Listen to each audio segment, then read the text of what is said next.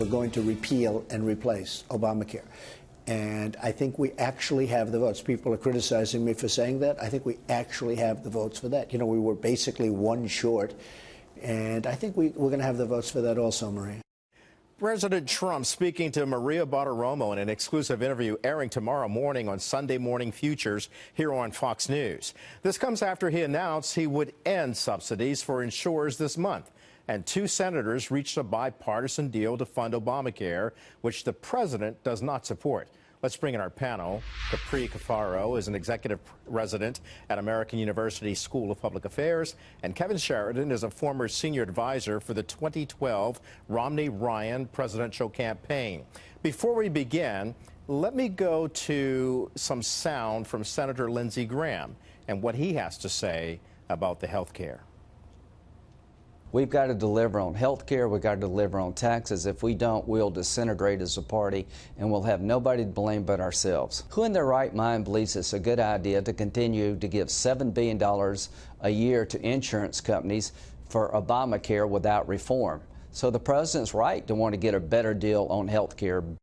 And of course, right there, he's referring to the Murray as well as the Alexander plan, which is a bipartisan plan.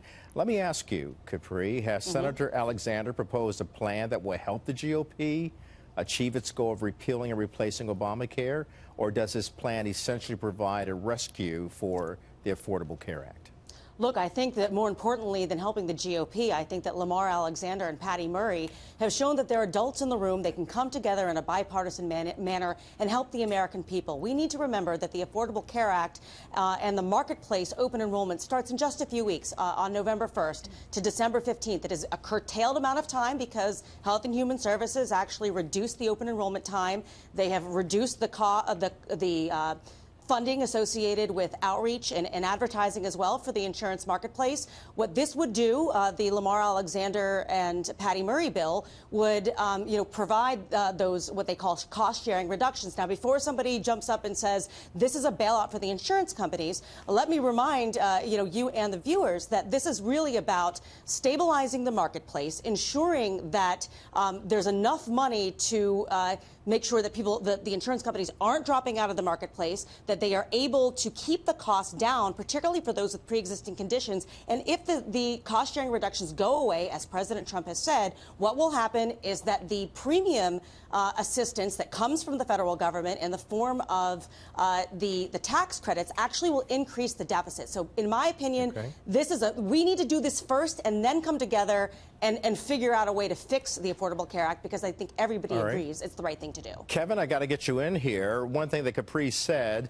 adults in the room seeking a bipartisan plan that can help bring some remedy to the problems revolving around Obamacare, which, if you go back to the Obama administration, the former president himself said this is not a perfect plan. Yet it seems to be a problem for the Republicans to fix it. Tell me what you think. Well, I'm all for adults in the room and bipartisanship if it can fix a problem. But this bill, the way it's constructed, I think the problem is that Democrats aren't really giving much in return for, Republicans just dumping money onto a broken system. And that's the problem here. And that's why I think House Republicans are going to continue to oppose it. The president right now is opposed to it as well. I think short-term stabilization is just going to continue all of the flawed underlying problems of Obamacare, and it's not going to bring the reforms that we actually need and the American people need to lower premiums and lower deductibles and expand choice. And that's where the focus should be for any, bipartisan compromise. Okay. And Democrats are going to have to give more if they want this. So both of you just given an indication of what's going on Capitol Hill, where no one can agree on sitting at the table and getting something accomplished. As you are aware, President Trump took some executive actions to spur more competition in the marketplace for health care. Will his executive action in any way get Republicans and Democrats, and again, to work like adults in a room on passing some sort of proposal that can right this ship? I guess I'll just go ahead and jump in here. I mean, in the short term, the executive orders that were recently, put out in regards to association health plans and selling across state lines and things of that nature really won't do much in the short term, because essentially the executive order just directs Health and Human Services, the Department of Labor, and the IRS to kind of look into how this is going to occur. Now, it could give some level of political cover to Republicans to say, okay, the executive branch is trying to work on this concurrently towards reforms as, we come up with a short-term stabilization. Okay. And maybe what they do is they take out maybe the funding for the outreach, which they try to restore for Obamacare, for that advertising money, and just stick to making it more expedited to get those waivers, to give more state flexibility, and then a short-term fix for the cost-sharing reduction. I hear you loud and clear, but I also hear Republicans on the other hand say, no, we're not going to do that. Kevin?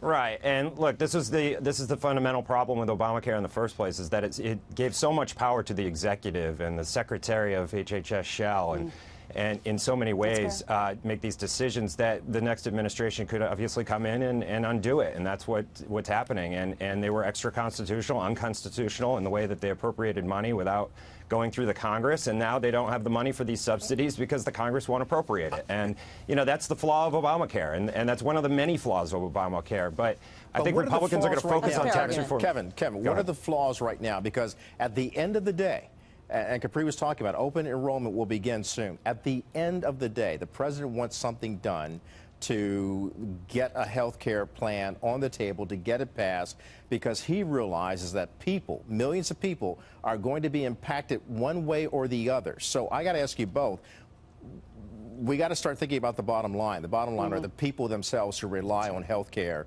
and they may not be getting it. Yeah, and a lot of those price increases are already priced in. So if they were to allocate this money, it would probably just go directly to the insurance companies. So President Trump has a point here.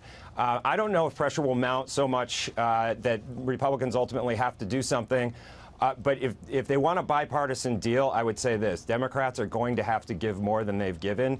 I do not see President Trump and House Republicans breaking on this. I think they're going to have to give more, and House Republicans are focused 100% right now on tax reform. He makes a very valid point there. The Democrats themselves will have to give up something and stop being so recalcitrant, but come to the table. And, of course, I can hear Senator Schumer and Nancy Pelosi saying right now they could keep attacking the Republican plan, but that doesn't get the job done either. Right, that doesn't get the job done, and that's why I said, I mean, maybe one of the things they give, the Democrats give back is not actually giving as much money to the open enrollment advertising. I mean, it's not something that I'm crazy about, but maybe could be a concessionary point. And to the point of the insurance companies basically pocketing the cost-sharing reduction, it's my understanding as part of the Alexander Murray bill, there's actually a provision in there that tries to ensure that money actually gets that savings passed on to the consumer in the form of cost savings directly. So I think that, it is always a legitimate concern that insurance companies are going to want to make more money. But we need, as you said, this is about human beings, Americans that need the health care. And we need to not worry about party politics and worry about the American people. They're going to have to give more choice, more plans. They're going to have to really loosen up on the mandates. And that's, we just haven't seen them willing to cave on that yet. All right. Well, we got to end it there. We got to see what happens as Congress continues to wrangle and wrestle with this all-important question about what to do about the future of health care. Capri Cafaro and Kevin Sheridan, thank you both. Enjoy your day. Thank you. Thank you.